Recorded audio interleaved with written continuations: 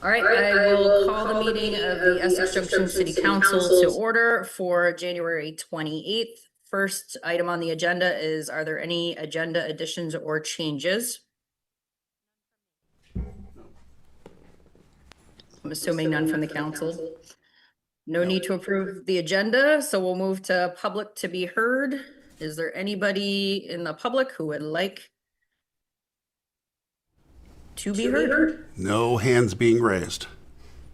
All right, I'm just gonna give online a second. I'm not seeing any online, so we'll move to business item 5A, which is Water Quality Superintendent Department Head Brief to Council, and I see Chelsea online. Hey, Chelsea. Hi. Thanks for joining us. Of course, you're welcome. So just supposed to highlight my memo, right? And then open up for discussion. Yeah. Okay. That would be great. Thanks. All right. So I haven't been to visit you all to talk about my departments in over a year. So you're going to get a highlight of 2025. That's what the memo is about. I think the biggest accomplishment for wastewater is I'm really proud of my staff and the two really large capital projects, maintenance capital projects that we completed this summer. It was a lot of manual labor and teamwork that was involved, and it was really successful. So I'm proud of them for accomplishing those two really large projects. So stormwater, obviously launching the utility was a huge undertaking. So there's a lot to be proud of that. We still have some stuff to sort out as we approach the next budget cycle and some of the credits that came in. And we have the consultant looking at updating data as we go so we can have, any changes to parcels. So that's kind of talking about the future already, but it relates. Also, is really exciting to hire a stormwater coordinator this past August. I really needed that staff person. I was fulfilling that position before that, as well as being in charge of the department. So it's been great to have Tyler, is his name, on board, overseeing all aspects of our stormwater department, a lot of field work, which is great. And for sanitation, the Ricky and I both kind of are involved with that, but the ability or the camera that we purchased for the vac truck is going to be really helpful in relation to the wastewater plant and trying to find where we have some I&I coming in. A full assessment of the collection system hasn't been done since 2011, but this is one way that we can kind of do it in-house as Public Works does the flushing schedule. They can then follow through with that camera and hopefully find some areas where groundwater is getting into the collection system. So I'm glad we got that as a tool in our toolbox now. Looking ahead, the biggest challenge for the wastewater department, there's two really. We are almost 12 years out from the last major upgrade. So some of the equipment that wasn't touched then is starting to age out. And a lot of our heating and ventilation systems have needed to have some significant maintenance since they've been running for over a decade with not a lot of attention. We did apply to renew our wastewater permit. That happens every 5 years. This time around, we are going to request adding 100,000 gallons to the overall amount for the facility. That was added as that project back from 2011 to 2014, that capacity, but it was never applied for in our last permit. So we made that request, and we'll have to see what the state comes back with. It is about a 2 to 3 year wait period for a new permit. So until then, we just keep following the permit that we have.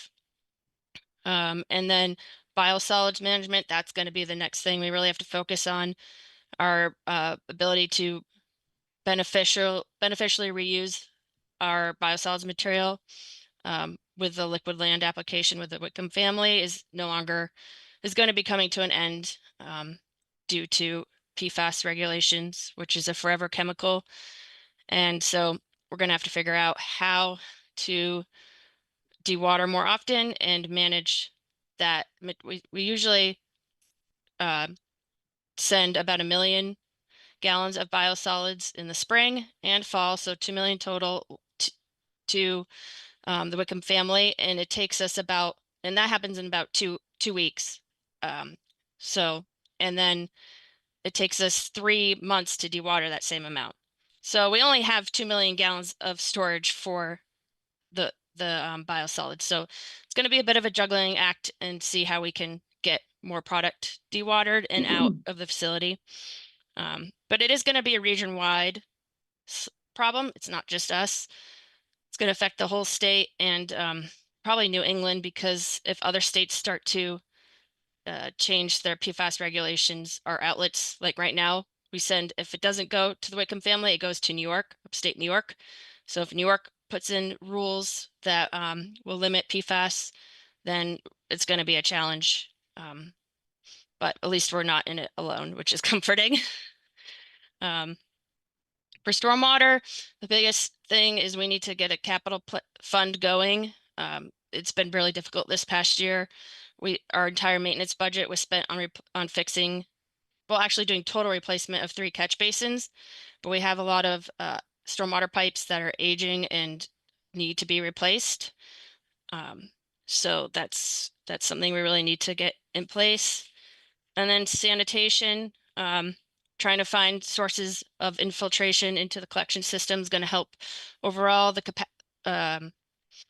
capacity, make more capacity available at the wastewater facility, and take some wear and tear out of on our pump stations if they are going through the pump station collection system versus gravity. And then we're doing some work with the town of Essex also. Our 2-party agreement, which is between for the shared lines of our collection system, that hasn't been reviewed or changed since 1970 or 78. So I've been working pretty closely with them to look at that and get something that's easier to follow. It is a very complicated agreement at this point in time. So, yeah, Couple things going on, huh? just a few. Yeah. Does anybody have any questions for Chelsea? Chelsea, I'd like to ask about the project that you that you were working on, because we were an experimental site, and sorry, I'm forgetting the exact terminology here, but I know that we were working with a group to as a testing facility to try to remove phosphorus, but also there was some hints and suggestions this technology could also be used to remove PFAS at one time. And I'm curious about where are we still working with them? Where's that project stand?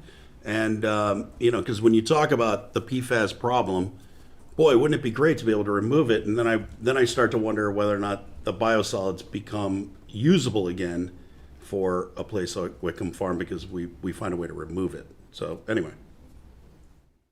That is actually something I forgot to leave out on my update. So the phosphorus removal, the PFLOW is what the term is, the grant funded project from the state of Vermont, that is almost complete. The idea was to get that technology into a trailer, a mobile trailer. That has been completed, and now we have to have it go to another facility for them to demonstrate that it works. And that South Burlington volunteered for that.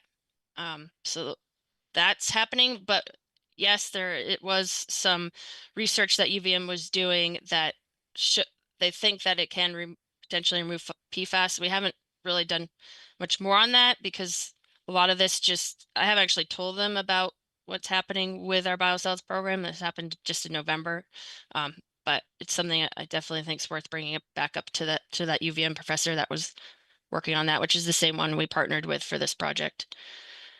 But to your point, if we can figure out how to remove the PFAS that is in the biosolids and get it below what the standard that they will be putting into the state regulation that regulates our biosolids, we will be able to go to land application again. But that's the biggest challenge because we're at the end of the pipe.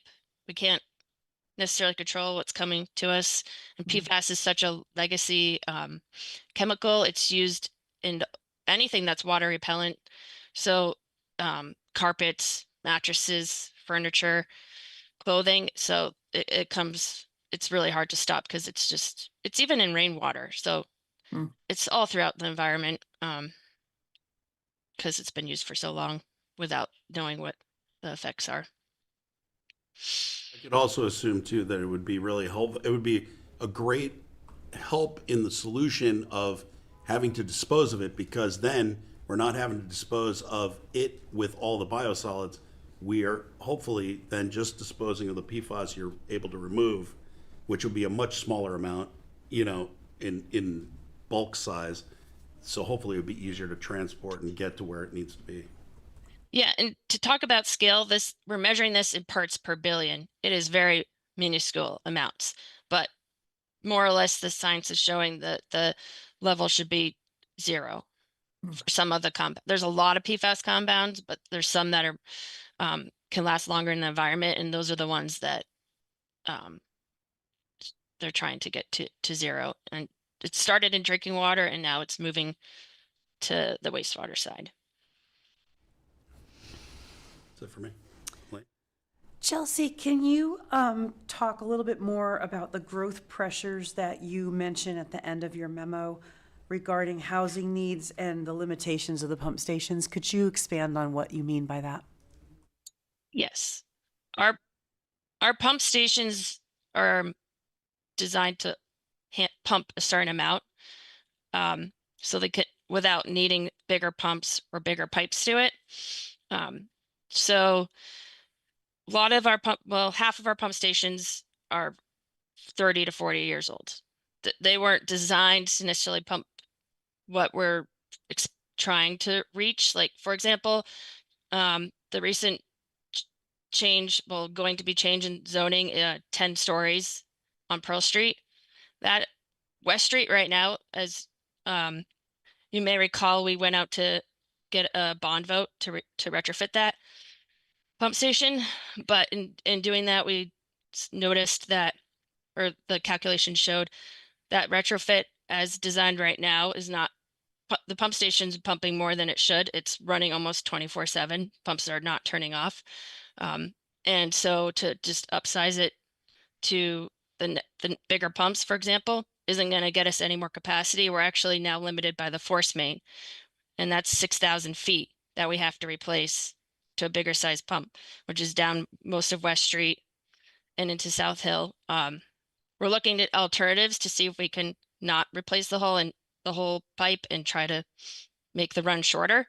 But without doing that, putting in $1 million to a pump station, we're not going to get any more capacity and be able to sustain a potentially a couple 10-story buildings. It is just, I would have to say I don't have wastewater allocation for it, potentially. Like, we haven't seen the final numbers, but that's an example. Like, we have to keep in mind that we want development, but it can only grow as fast as the pump stations and the facility. Like, the facility has capacity, but you got to be able to get the wastewater to us. So it's not always thought of about the size of the pipes in the street. Hamlin Engineering is working on that for us. They've been starting to do a section of the service area for the city a year.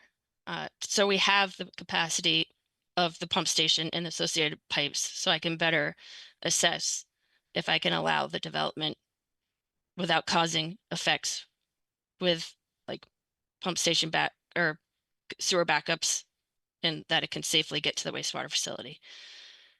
So, Thank you. yeah. Anyone else in the room? No. Good. Thanks, Chelsea. Appreciate you giving us the update, and You're welcome. yeah, keep trucking. Oh, we will. We will. Have a good rest of your night. Thanks, you too. All right, 5B, discussion and consideration of annual city meeting ballots. So this is a memo, just letting you know that staff is suggesting that we do the same thing we did last year, which is to mail out postcards so that folks can ask for a ballot in the mail if they would like to, as opposed to universally mailing ballots. The school district is intending to do that as well. This is an agenda topic that has in the past been on the council's agenda, because if the school district wants to universally mail ballots, they need approval from the municipalities to do that. In this case, there is no approval necessary from the council, but we just want to bring it forward to you so you can make the decision for yourselves. But we are recommending the postcard, not the universally mailed ballots. Questions? Pretty straightforward. Brian has a question. Okay. Isn't EWSD paying for that? There's nothing for us to do here, right? Yes, I believe so. If the city council wanted to universally mail ballots, you could do that. Right, but I don't hear any even discussion of us doing that. So that's, yeah. So but I'm just talking about the postcard that EWSD is doing, no matter what we do, to remind the voters in all three of their municipalities that about the requested absentee ballots, right? Yes. Yeah, I mean, it's not so. Fair enough. Yeah, thank you. I just want to make sure. It seemed like I didn't know why you were asking us, because it seems like EWSD was going to do that no matter what we did. The ask isn't if you want to mail postcards. The ask is if you want to universally mail ballots. If you don't, we're good to go and we can just carry forward. Sounds good. Yeah. Is there any additional discussion on that? Questions? No. I assume everyone is in favor with the recommendation of not universally mailing ballots. I'm seeing positive shaking heads over here, yes. Okay, beautiful. All right. That kills that topic. Then we'll move on. 5C, discussion and consideration of the FY27 general fund budget and warn budget public hearing. So, Jess is on as well if we have any questions, but essentially, last time we talked about the budget was January 14th. As is the case in these memos, as you sort of see them move through the process, you have an additional little spreadsheet in here that tells you what has been changed to this budget versus the prior time that you saw it. So that's the information that you've got here. And you can see a slight adjustment to the difference between this budget versus the budget you saw on January 14th. So this budget is only about $1,500 difference than what you saw on January 14th. And it is still all together lower than what you saw on budget day. So you can see the slight adjustments there. Really the specific insurance rates came in from VLCT, so those went up a little bit. And we saw a decrease in the county tax, so those have essentially offset each other, which is helpful. Then, as we have been doing all throughout the process, you'll see the enterprise budgets and what those preliminary rates look like, so you can collectively see the impact to an average property owner. So right now we're at about $209 change when you combine all those things. And we had a question about stormwater at the last meeting, and so that answer is there. So you can see the sort of increment at a $50,000 increase in the capital transfer for stormwater.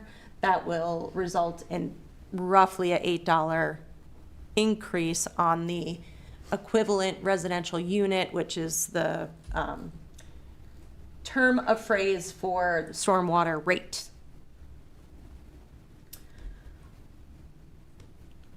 Also in here is, we talked about this last time, but the concept of $30,000 for essentially getting some consultant services to give us a bit of a game plan around economic development.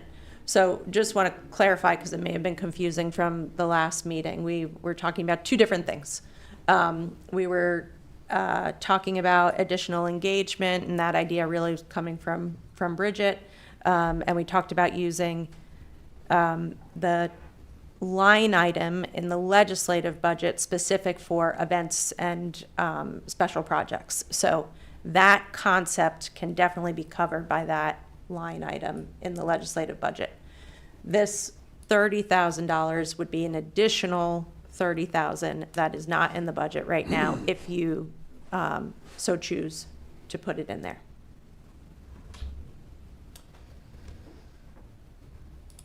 And also, at this stage in the game, we can talk about the budget. If you have any other changes you would like us to make, we will do that. And we need to warn the public hearing for the budget tonight. So that motion is in the memo. That public hearing would be February 11th. And also, after tonight's discussion, we will get things firmed up for what we present to folks this Saturday, the 31st, from 11:30 to 2 at Maple Street Park. Thank you.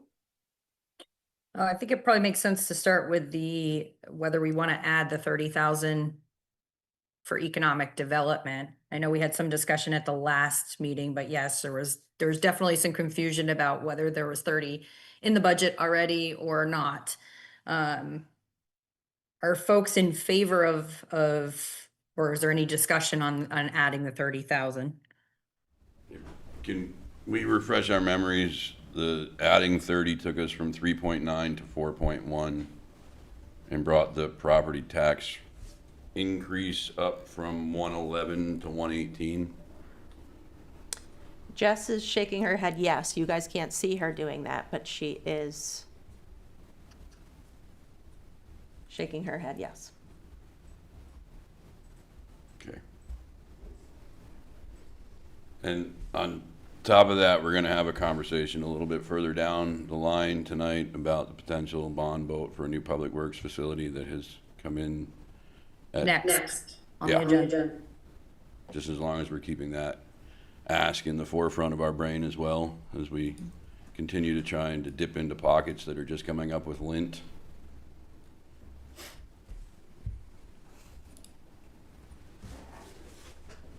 Other comments? No, I am in support of putting this 30,000 in here. I think we're unfortunately at a point where we have to change. Our fortunes cannot be sitting back and waiting for the economy to work in our favor. We need to take a hard look at how revenue and our grand list can be improved so that we can try to take burden off of our residents in the upcoming years. Because I don't see another way. We're not going to get an influx of people into our community. The housing is not being built at such a pace that it's going to offset the types of things that we've been seeing. So I think we just have to, this was going to happen at some point. And I think right now, the way I'm feeling and the way I'm seeing this, it feels like we need to do it now. Otherwise, it's going to be too late. So. Elaine or Brian?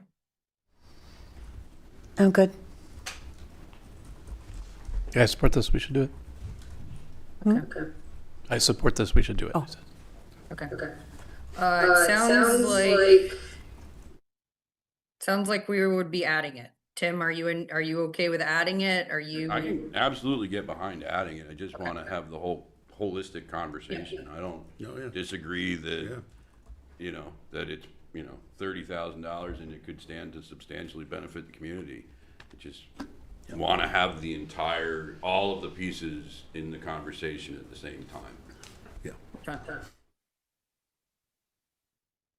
There is no motion with that, so I think, is that all you need from us in that regards, Regina? Yes, that's fine. Okay. Are there any other questions, comments, concerns, additions, proposed additions to the budget other than that from council? Not seeing anyone raising their hand about it, no. Okay.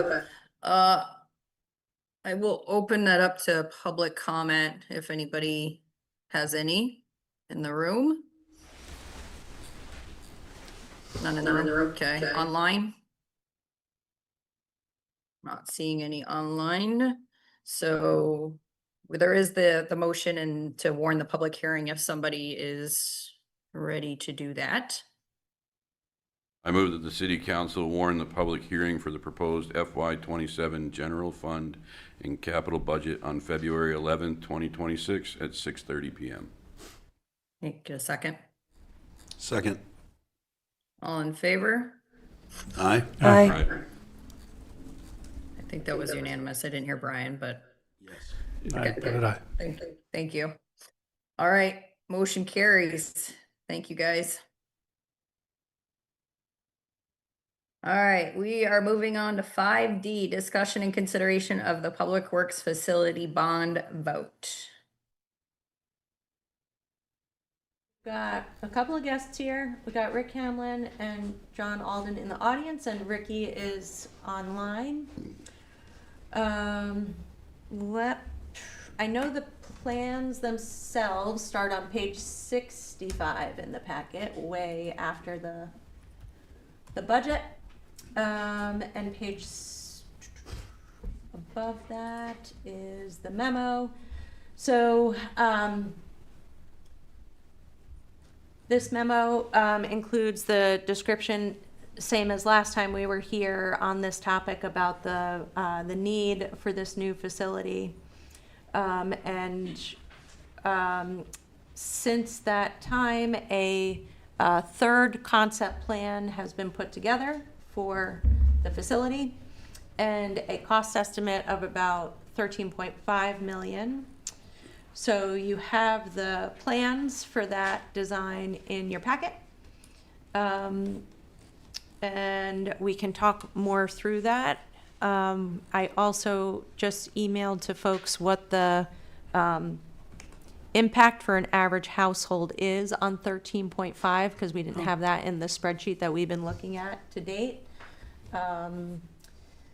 For a 20-year term, that is approximately $299 for a average home in the city. For a 30-year term, that would be approximately $259 per year for an average home in the city. So, just so folks are aware, before we get into the detail of the facility plan itself, next steps, if you so choose to move forward with this, are to adopt a resolution of necessity. We would do that on February 25th. So you do still have a little bit more time between tonight and deciding whether this finally goes on the ballot or not. I'll just add to that the less time we have to just be clear with the community that this is going to be on the ballot, the worse we are. So if you are ready to make a decision, that's all the better from our end. Okay, I think that is all the highlights I wanted to hit from the memo itself. So I can pull up the image and share it on the slide. I just have to get it back down to viewable image size. I chuckle because I've struggled with this all week. I seem to be a little rusty, John.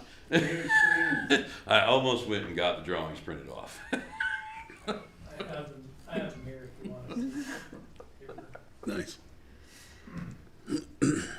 It was set up perfectly until I had to get to a smaller piece of paper in the packet now.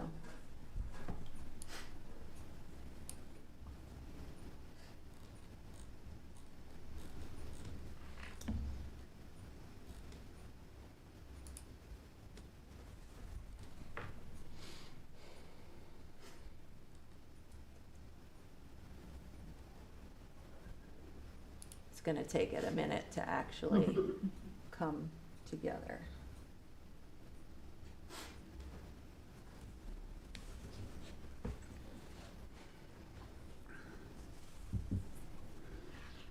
Okay. So would it be helpful for folks for Rick Hanlon to talk through what you're looking at here? Okay. Rick. Come on down, you're the next contestant. This is right. Which hopefully is only $5.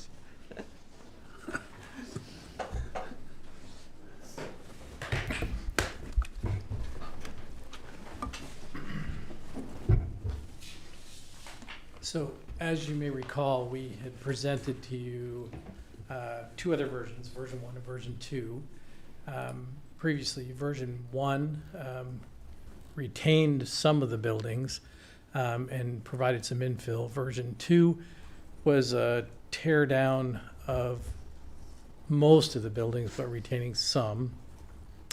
And based on your input at our last get-together, your request was let's eliminate all of the existing buildings except for the salt shed, and let's build everything new in terms of new facility structures for the public works folks. So what you're looking at here is, if we start at the upper part of the drawing, at the very top would be the office space for all the public works personnel. Then the main barn, we'll call it, is below that, and then the appendage that sticks off to the right there is more vehicle storage, vehicle and equipment storage. Then down in the lower right-hand corner is building a new building that would replace the old storage shed, and that building would contain a wash bay, and also all of the pipe and fitting and water equipment and meter testing equipment that now lives in the water building, which is the building up on the left near the entrance with the rust-stained roof panels that you can see on this plan. The idea would be that because all of the public works facilities would be leveled as a part of the construction, the crew would need a place to work out of during the year, 18 months, 2 years, whatever it took to build the main facility. So they would live and work out of that small building in the corner. And the other priority is that the super sucker needs to be stored in heated environment. So the half of that building that will in the future be the wash bay would be the heated space to store the super sucker during the construction period. So that building would be dual use, first for storage for the super sucker and a place, bathroom, place for desks, and for the crew to congregate during construction. Then once their main facilities were built, they would move into there, and those spaces would convert then to the wash bay and the meter and fitting storage area. In addition, Rick Jones has requested 2 more bays be added to the salt shed so that he can stock up on salt and avoid shortages that occur from time to time. And then there's some existing bins that store aggregate, topsoil, cold patch, some other granular materials that are now exposed to the weather. And to the right of the salt shed, which is the structure in the lower left corner, would be covered. We'd cover those bins with a roof structure to keep all those aggregates dry for the folks. So that's the general layout of version 3, and that most recent estimate is based on this site layout.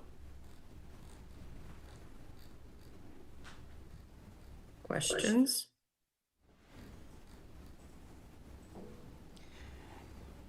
Is the so it's the grid that you're talking about is like the roof covering for those areas of the granular materials, right?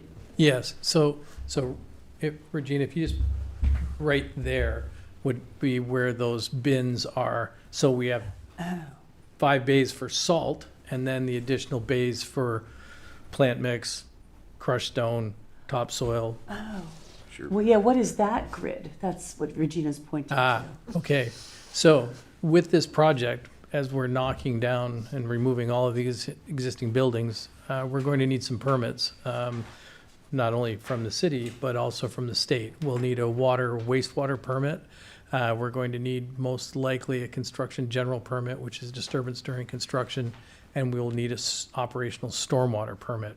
So that grid are the chambers. And remember, all of this plan is really placeholders so that we can identify costs.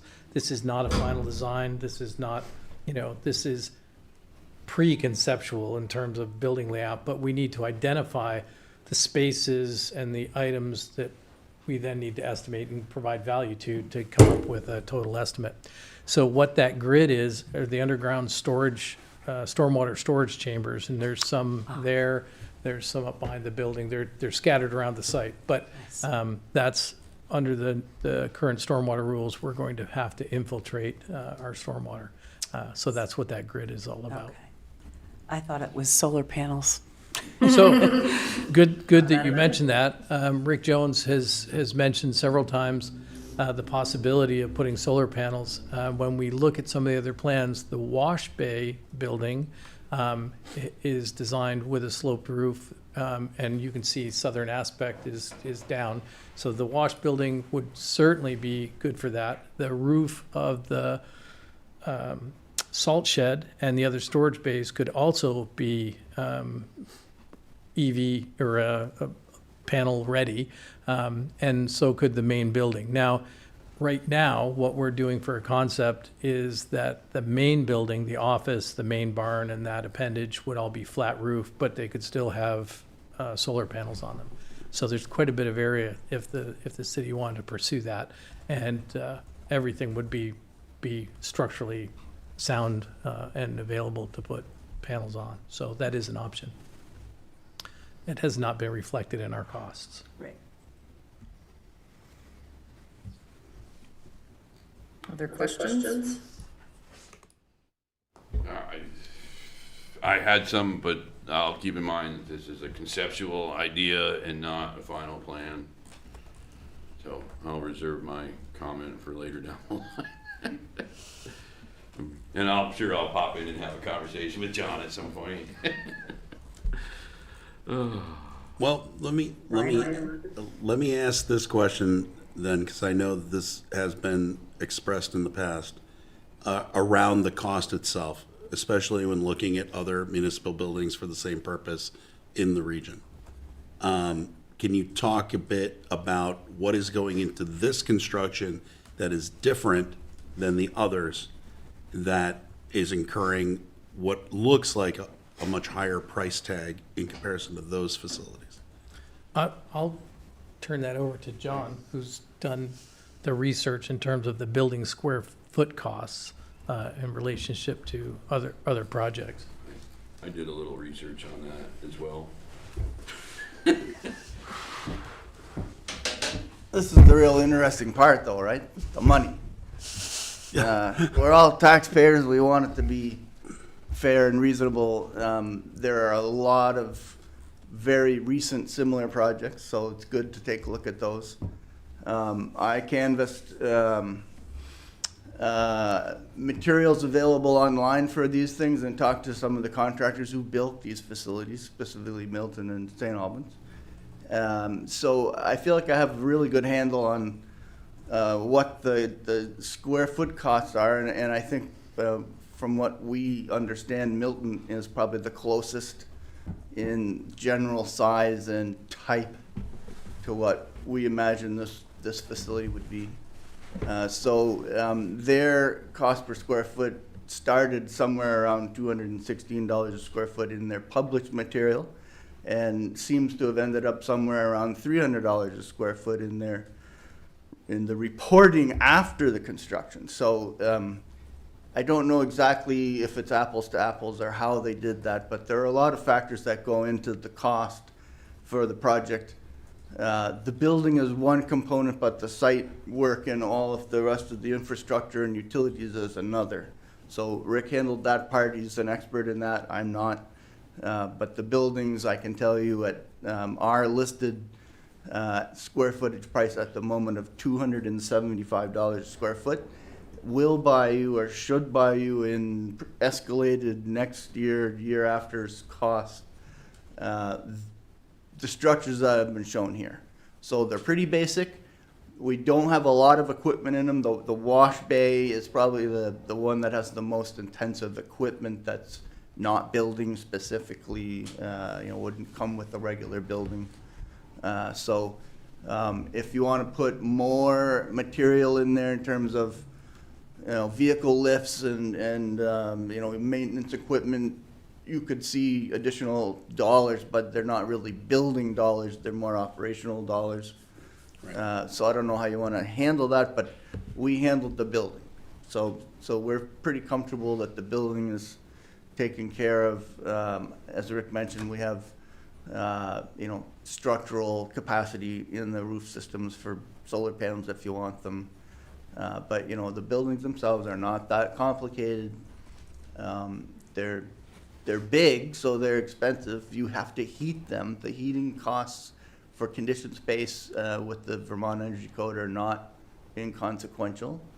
Some of the other facilities that were looked at around the area used heated slabs, and those appear to be the favorite right now because this giant hunk of concrete sitting in the ground staying warm, and you can raise your overhead doors up and down, but the people that are inside who are right on the slabs seem to stay warmer.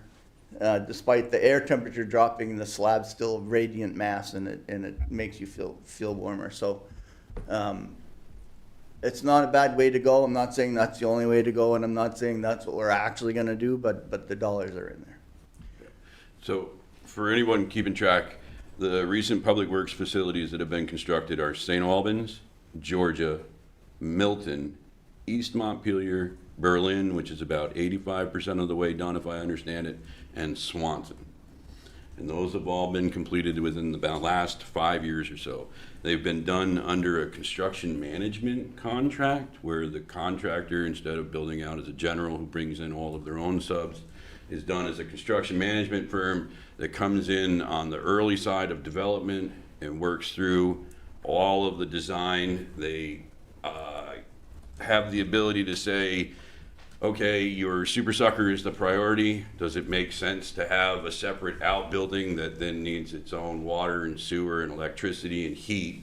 Or does it make sense to make vehicle equipment storage area B a priority and fit the super sucker into there and put that up first, or A, or whatever, that it might end up saving money down the line. The dollar figures cost per square foot that I have been able to track down were somewhere in the $250 to $300 a square foot range right now, which would translate to $320 a square foot in about 18 months or so, or $400 a square foot if the separate wash building is a priority. And then as far as time goes, these contracts seem to run about 11 months for actual construction. There's some demolition built into ours, so it might string it out a little bit.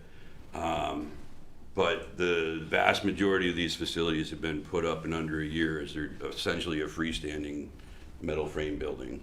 So, and that is why I didn't have any comments.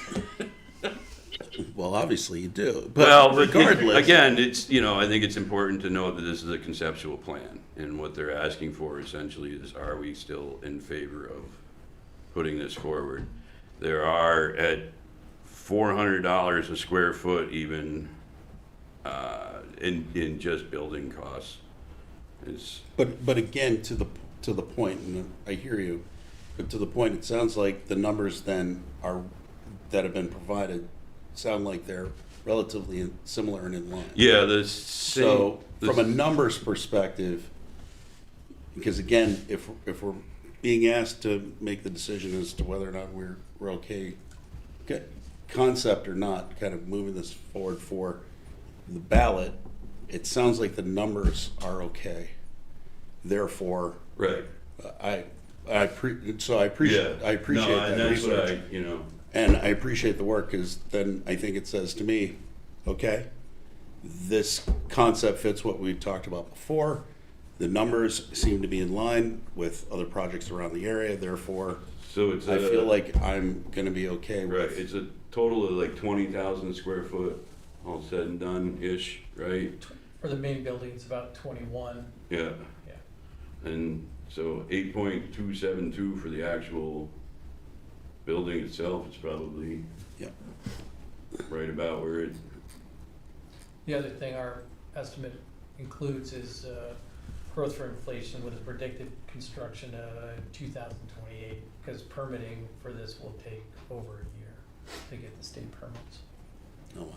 Okay. so it's, I found it fascinating that there are so many neighbors that that are in our boat that have, needed a new public works facility within the last 5 or 6 years.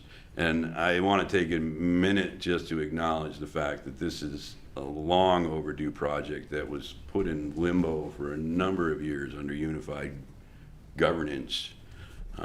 And so the current facility is well past its life. So I think with that, and again, thank you, appreciate it. Thank you guys for that. For me right now, then I think I'm in support of where we're at the moment, so we can move to that next step and stage. So. Yeah. Are there any other questions or comments? I have one Okay. that I'll share, and many more that I won't. But just echoing Tim, and it's because it's too early. Echoing what Tim said, and what we have been saying along here, the range of possible dollars you can spend is pretty wide. You could spend $400 a square foot, and other projects have. So to keep your costs contained it will be a challenge all the way through the process. So you want to make sure you pick the right process to get this to. And I think Tim might have something with the CM. The thing is, so now you've had civil engineer and an architect looking at this and come up with the concept, but it's not the final plan. We all know that. As we move to the final plan, the dollars, you'll constantly be asking yourselves and us and whoever is on the team, well, how much is that? What if we do it this way? And, so there's just a huge range of how to get from here, which is a good spot to begin, to that final version. And it's always going to come down to money. Like, did we save something? Did we not save something? If you do a phased thing, does it cost more? Is the super sucker really the big thing, right? So the CM is the guy that can guarantee you the money. We can't. We're never going to say it will be this amount. We can say our experience suggests it will be this amount, and other projects suggest that it will be this amount. But the person who's willing to put their contractual signature on the line is somebody who builds the stuff, and that's the contractor. And in that delivery format Tim's talking about, it's a construction manager, and they will be able to provide that knowledge about the buildability and the cost to you all the way through this process. So if you are trying to get to a point like that, I would suggest that you continue to talk about that process just as much as you talk about the number, because it will matter.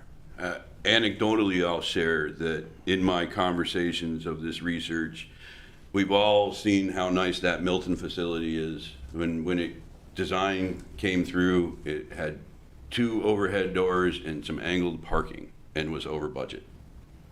And through the construction management process, it turned into what it is now, and under budget.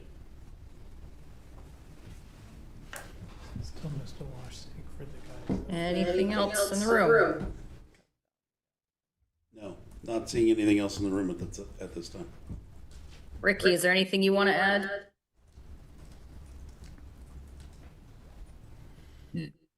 No, I'm good.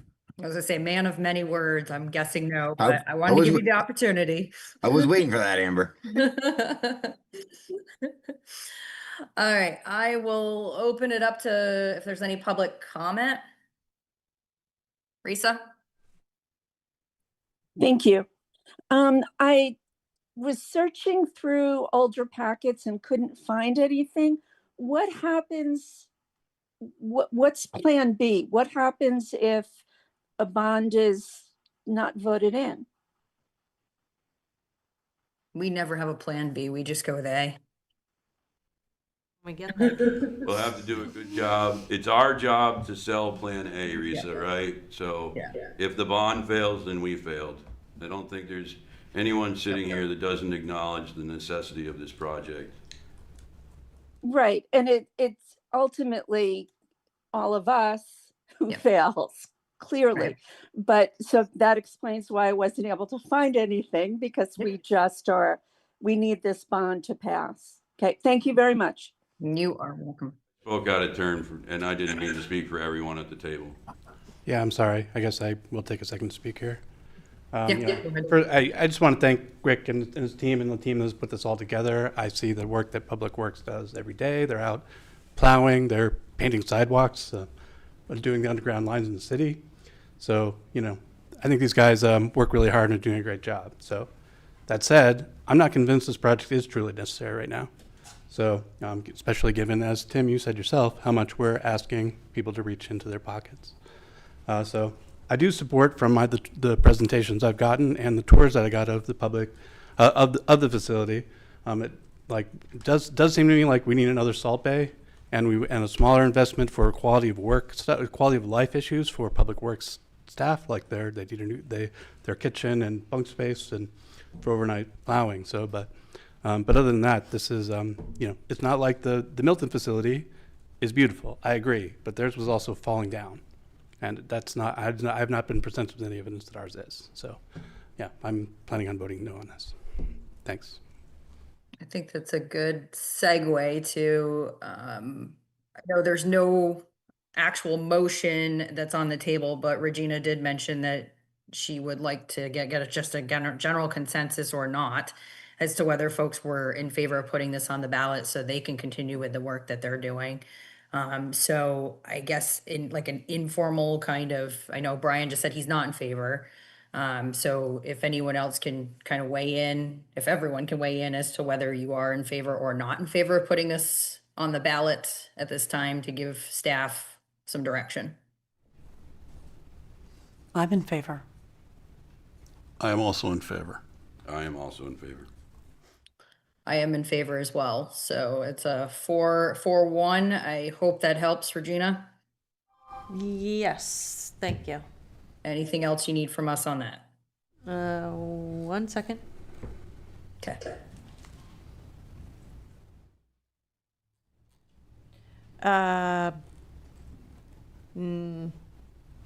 Nothing else on this. So, as you may recall, we had a similar bond question. Just getting this open here. I think it was in 2023. And so that was the beginning of these federal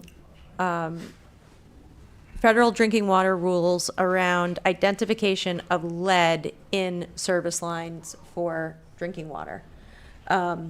We completed that original request and the rules that we had to do, which was essentially to inventory the lines as best as we could. We have a number of lines that are in an unknown and galvanized category, and then we have the majority of our lines in what we have identified under the first level of rules as non-lead. The rules have now been updated, and we have a requirement to validate the non-lead. That's at about a 15% sample size, and in order to do that, you have to actually dig and take a look at the pipes themselves. And then the other component of it is to look further into the unknowns. You can't just sort of leave them in an unknown category, even though data has shown to date that they're not likely to be lead. So now we are up against this next requirement in the program.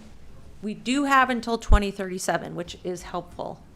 The reason why I'm recommending that we continue to move forward and with this work right now is because one benefit of the first time that we did the first stage of the project is Essex Junction is now eligible for loan forgiveness in the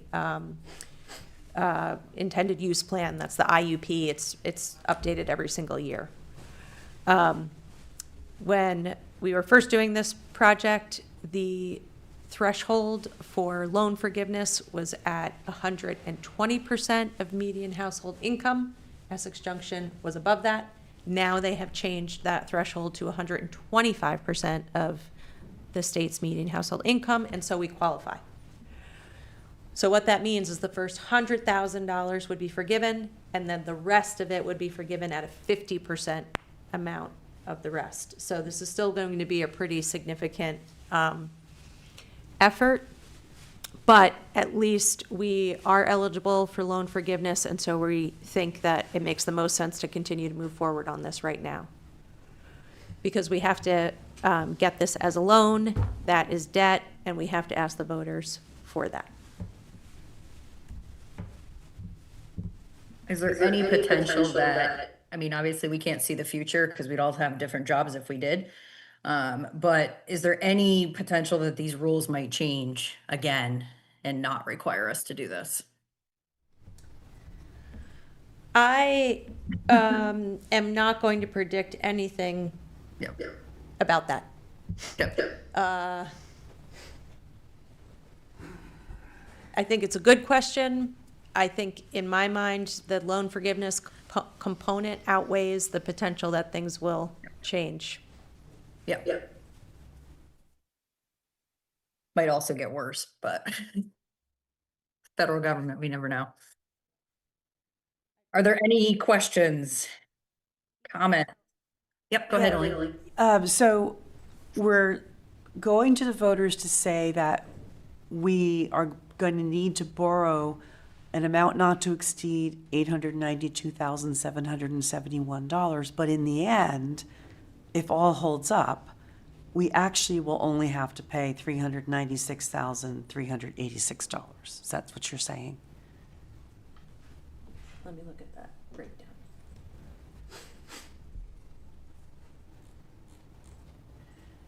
It's making me wish that this could be a line of credit rather than a loan. But that's not how it works, is it? Yes, that's correct. That's, so you see that in the middle of the first page of the memo. Yeah. Okay. Also, it's possible that the project doesn't even take the 892,000. It's a cost estimate. We were able to get the cost estimate down a little bit by the concept that some of our staff could do some of the work as part of the test digging, as opposed to it being completely contracted out. So we were able to bring this number down a little bit. So it's a worst case scenario. And unfortunately, as are most of these questions, you want to err on the side of worst case so that we don't have to circle back again. And these are pipes all over the city? Yes, they're every single service line in the city. Yeah. Hey. Yeah.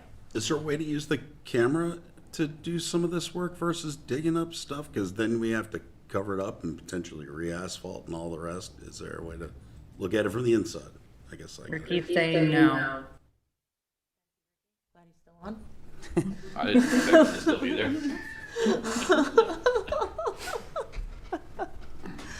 Do you want to elaborate? No. Yeah, you got to see. You can't put a camera down those markets. They're like 3/4 inch lines, the galvanized lines. You'd never get anything down it. Basically, I'm hoping I offered up to Pat from MSK for the super sucker to come in, and what we can do is we can vac down and that should save a ton of time and money, I think, or a fair amount. I shouldn't say a ton, a fair amount of time just to see what that material is on either side of the curb stop. So we'll know what the private side is. We'll know what the public side is. Okay. Any other questions? Comments? No. There is a motion. I guess if there's nothing else from the council, open it up to public comment and then come back to the motion. Not seeing any, so are we comfortable with the motion? Somebody want to read it? I move that the city council ask the voters to authorize a planning loan through the Drinking Water State Revolving Fund for a project in the water enterprise to be used for service line material identification and non-lead service line validation as required by federal drinking water regulations in an amount not to exceed $892,771 to be financed over a period not to exceed 10 years. You need a second? All Elaine. in favor? Aye. Aye. Aye. Okay, I think that was unanimous. Too enticing to pass up, right? Loan forgiveness and half and. Can I ask the follow-up question if we don't, so if we go for this bond and if let's just say the rules do change and we don't need the money, is there any consequence of, like, if we just don't take it, we could just not take it? Does that make sense? I don't know if that means. Yes, Okay. that makes sense, and yeah, I believe that's the case. So, like on the initial loan amount, we've so far only needed 300 out of that 433,000. So, that's a component of this. We'll figure out how exactly we're moving forward with the other one, but I think we're going to just sort of close that one out and then take out this full loan amount under the new one because it's better loan terms than the other one. So, Okay, yeah. makes sense. Okay, all right, we're moving on. Thank you. Thanks, Ricky. Discussion, so 5F, discussion and consideration of social services grant program ballot question. So we have spoken about this a few times. We wanted to have this on the agenda as an actual business item so folks knew that we were having conversation about it. So this is on page 73 in your packet.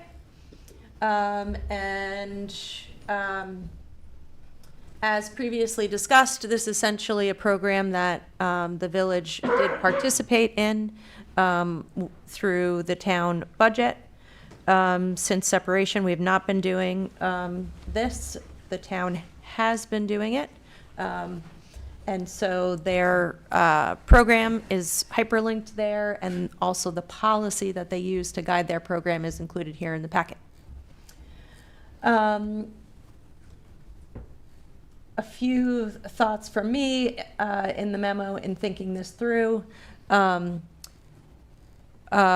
I have been thinking about potentially having conversations like this next year after the reappraisal is done, only because we will have a better sense in terms of what a penny relates to.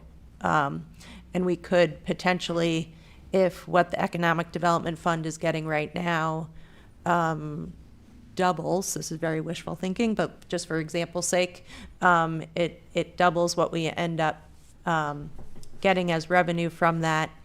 We could think about switching that to a half a penny and then doing a half a penny for a different kind of program and bringing both those questions to the voters next year.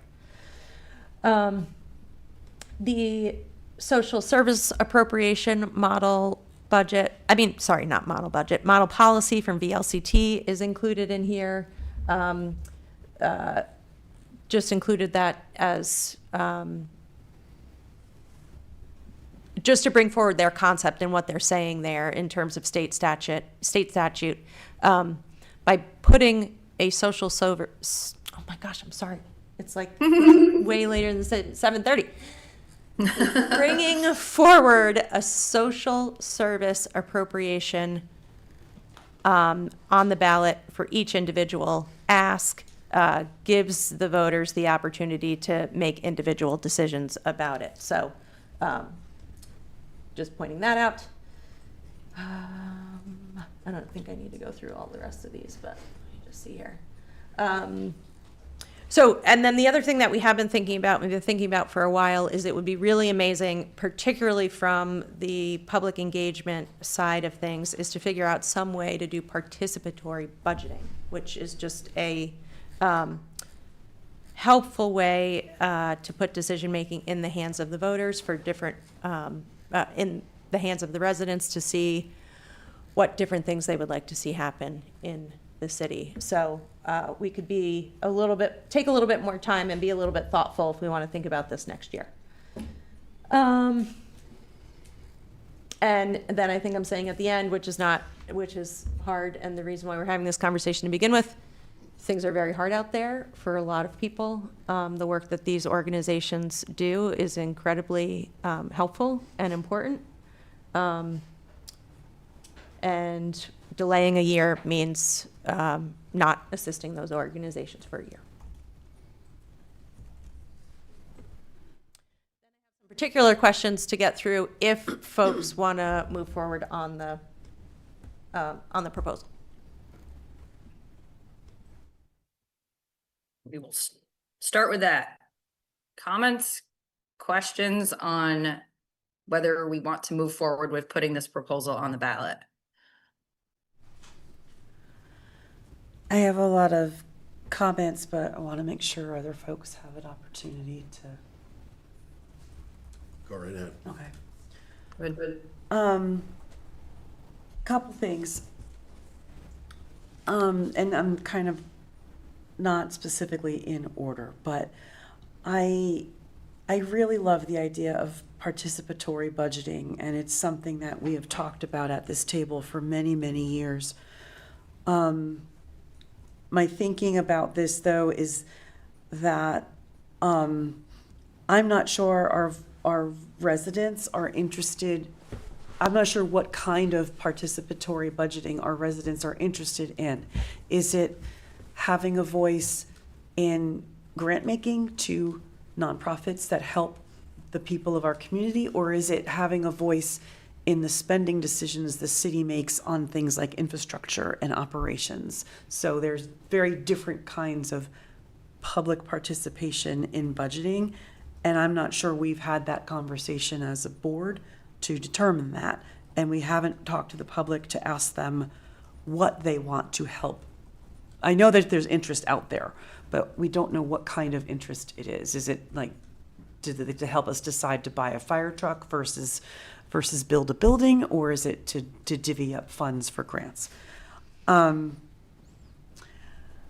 also, I'm concerned about the capacity necessary for starting a public participatory budgeting program versus the capacity needed to start a human services grant program. The town program is really like, we could just cut and paste.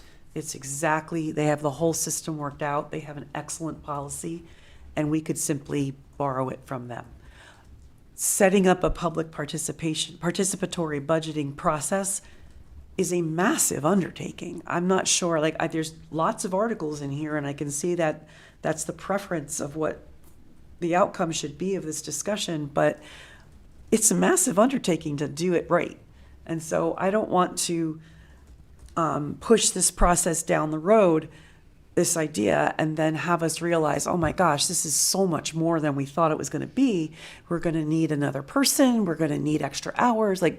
We don't want to spend more money doing this thing, even though it's an excellent idea. And I just also want to emphasize, we can't make, there's a comment in the memo about people would rather give money of their own volition and not through their taxes. And I understand that. And there are people who make donations on their own. we can't assume that the volume of contributions to the organizations that might apply for these grants would be commensurate with the amount, like donations from individual residents may not equal the $112,000 that we can generate through this process. So I just don't want to take the approach of we shouldn't do it because everybody else is doing it, so we don't have to have that responsibility. And lastly, just to echo what Regina said, the funds are needed now. You know, Essex Junction has not participated in this program since we separated from the town. And we voted for it back in 1987. We have been really proud of it over the years. And I think I don't even think our residents are quite aware that they are not participating in it anymore. And so I really think that our residents should know that we've done it before and we're not doing it now. And I think they would agree that the urgent need is there. We have a Rotary grant somewhere that came through to us that was over $11,000. We may start seeing lots of individual requests for money that we would have to take up on an individual basis in our agendas, whereas we could establish a program pretty quickly with very little interruption to take care of them en masse. So as you can tell, I feel very strongly about this program. I feel like it is our obligation to at least put something into place because Essex Junction does not have a social safety net. If you are experiencing hardship of whatever kind, whether it's homelessness or domestic violence or food insecurity, with very few exceptions, you have to go to Burlington to get the services. And then we have our neighbor Burlington really in dire straits because everybody who needs services is going to them. So in a way, this is also doing our part to help with the human services need across the greater county. So I would really encourage us to pursue putting this on the ballot now as an advisory question to let the voters decide whether they want their tax dollars to be used in this way to support human services organizations. So thanks for listening. Marcus? Is there anybody else? I'll simply jump in here since I did speak out when this was first mentioned, and I appreciate Elaine bringing this into the discussion so we could talk about it because, yes, this is something that the village residents did participate in, and through the transition, do not. I'm still personally struggling with the dynamic of, to go back to our earlier discussions, like how do we help our residents? How do we not tax them further? How do we do the work that needs to be done in such a way that we can take as little from them in order to give them the most bang for said buck, while utterly having to acknowledge the fact the world is a dumpster fire some days, and there are many people in our community who are struggling and need help and need services, and that's why I was really happy about Amber, what you pushed forward with the partnership with Aunt Dot's and with Heavenly Pantry. Those little things, right? Those little things that we all do to try to make a difference, make some change. While I struggle with that, I will say this. I am absolutely open to the fact that this be on the ballot for the voters to decide. I will have to make my choice myself when I get to the ballot. I have not made that choice for myself, and I'm not going to acknowledge that I have a particular point of view on it right this second because I kind of toss and turn around it. But what I will say is that I am okay putting this on as an advisory for the community to decide and make that decision for themselves. And if they wish to participate, I absolutely agree. We have a model that we can follow to get it off the ground. Because I appreciate you bringing up the participatory budgeting process. We should talk about this. And we have kicked this can for a number of years, and I watched the trustees kick it a few times before. And it should come up for discussion. But I think right now at this particular point is not the right time to then start that particular discussion in it. And if the voters were to even agree that this is something they wanted to participate in, we can still do that participatory, and we should be still talking about participatory budgeting processes in the future. We can transition this program into that at that particular time. But if the voters said, hey, we want this now, we do have a model that we can work with. So I think I'm okay with that for the moment. And so I just wanted to acknowledge that support for it being on the ballot. So, and yeah, all of it is, it's a struggle, going to the grocery store and thinking about it and dealing with my own medical issues and over the last year, and thinking about what I had to do in order to get medical care, which required me having to leave the state in order to get it in a time frame that made sense for my own health, but at the same time managing the cost of that, right? And having insurance companies to do, like, all these things like are definitely on my mind. And I have friends who have struggled over this last year with their finances because of what's been going on in our general economy. So I am not 10 feet from it. I am right in the middle of it. So I just want to acknowledge that, but I will support the fact that it goes on the ballot. So thank you, Elaine, again for bringing this up. If this is on as an advisory, see, here's my thing is we're at $209 of an increase plus, right? Because we just added $30,000 for economic development. So we're $218.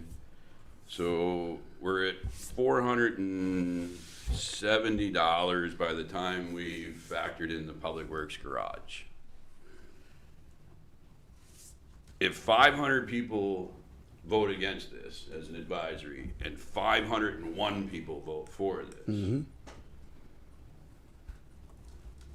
that's my problem with it, right? Like, That happens with any vote. yeah, and I understand that, Elaine. I get that it happens with anything, but I don't know that this is the right year. I think is where I'm going to land, because essentially what's going to translate, it could translate into $500 if we decide to do a public works bond for 20 years and that passes, right? I think I'm tapped out, I think is where I'm at. And don't get me wrong, it's a worthwhile cause, and I'm not like refuting that. And I paid attention to a recent select board meeting where some residents spoke out against it, and kind of chastised the government for taking the money to give the programs that, and their money that could have otherwise been given from their own pocket. And I get it. I really do. I understand it. My empath in me feels for it. I just don't know that this is the right year for it. Brian, any thoughts? Sure. Mostly agreeing with some things that other people have said. I do, at the risk of going back to the Public Works bond, I think this is smaller. Just saying. That said, I do, and I think participatory budgeting is the right way to solve this issue.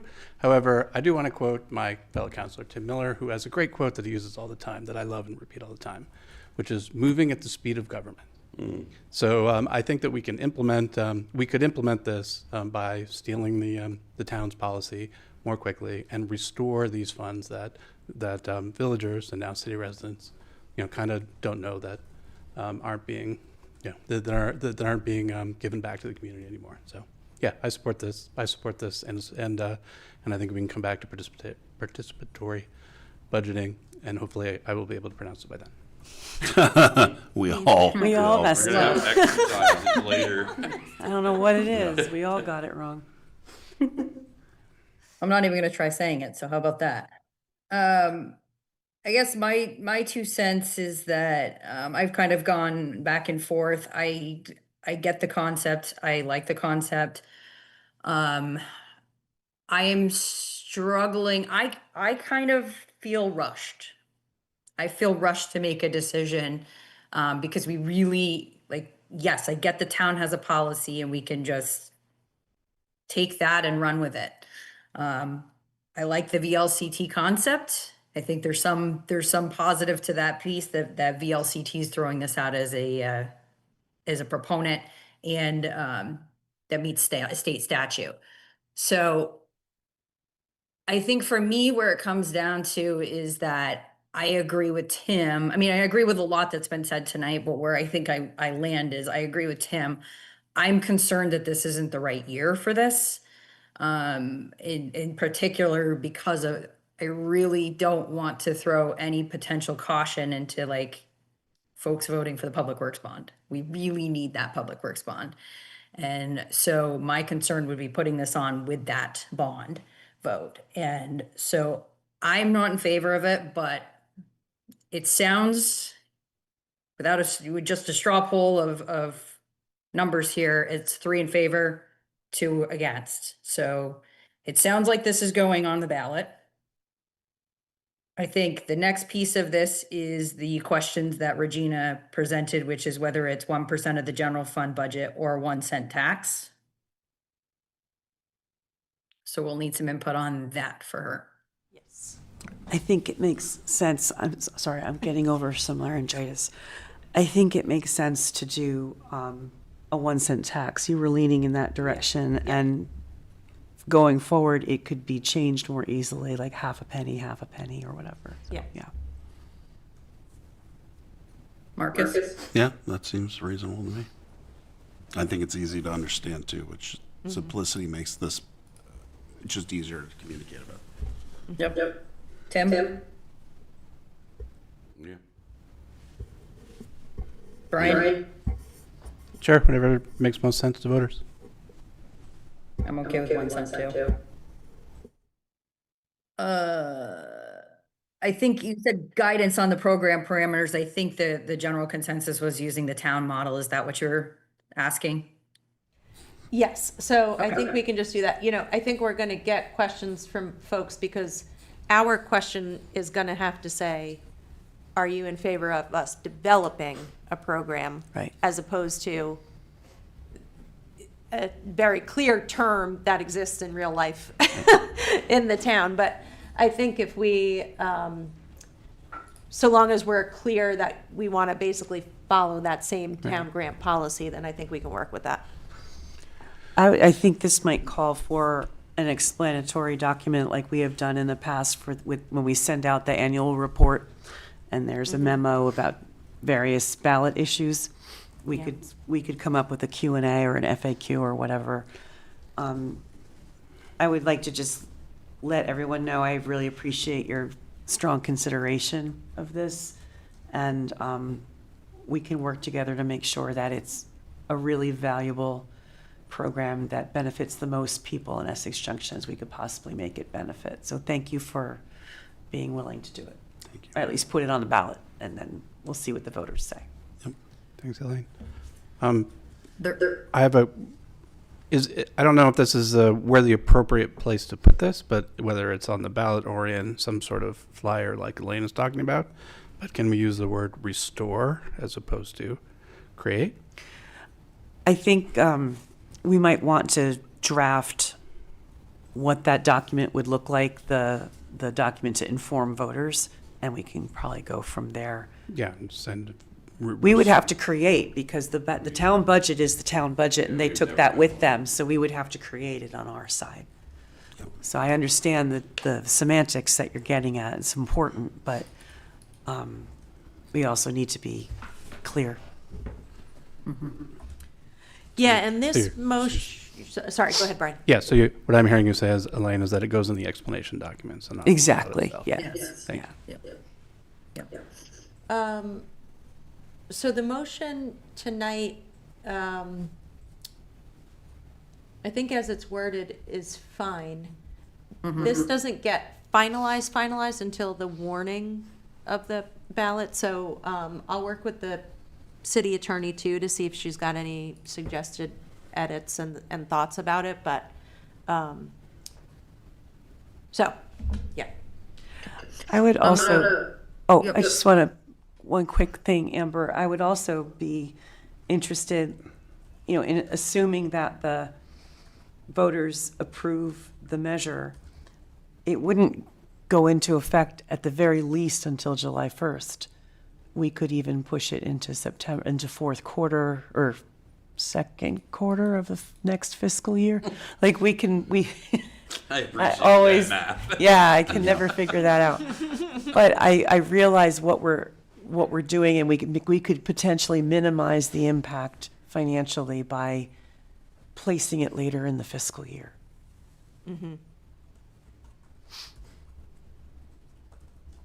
Is there any public comment in the room? Online? Okay, somebody want to do the motion?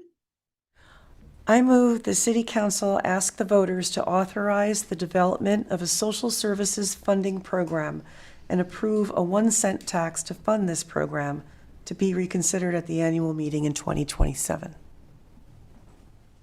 All in favor? And he's a second. Sorry, yeah, thank you. Second. It is getting late. All right, all in favor? Aye. Any nays? I'll let it go. Okay, all right. It's unanimous. And that would conclude the business items, so we will move on to consent. Agenda. Second. Second. Thank you. All in favor? Aye. Aye. All right. Council member comments and city manager report. Regina? For me is just encourage folks to come to our open house on Saturday. You can come whenever you want. The format is really just to sort of walk around, so you can pop in whenever you want between 11:30 and 2 o'clock at Maple Street Park. And we will have some information on the ballot as well as the many ballot questions we have talked about to date. That's it. And there will be food, right? Yes, there will be food. Yes. Could be a whole day of free food. Yeah, I was gonna say. That's you right, can eat dinner yourself all too. the time. That's right. Dinner too. So, Yeah. city residents should take advantage of the day and get all the free food they can. Take some home, put it in your pocket. That would be interesting with chili. Any council member comments?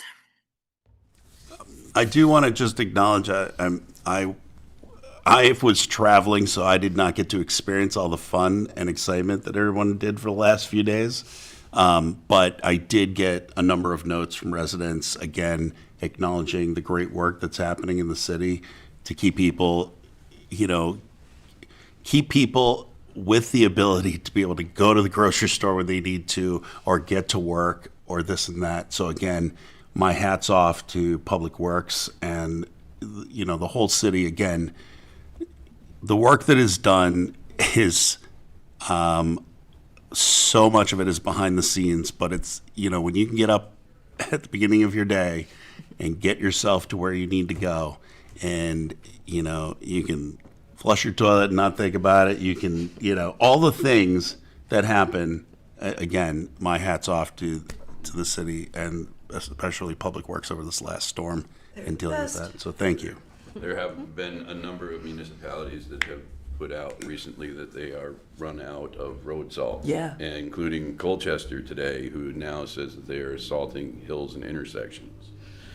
So it is not February yet, which is typically our snowiest month.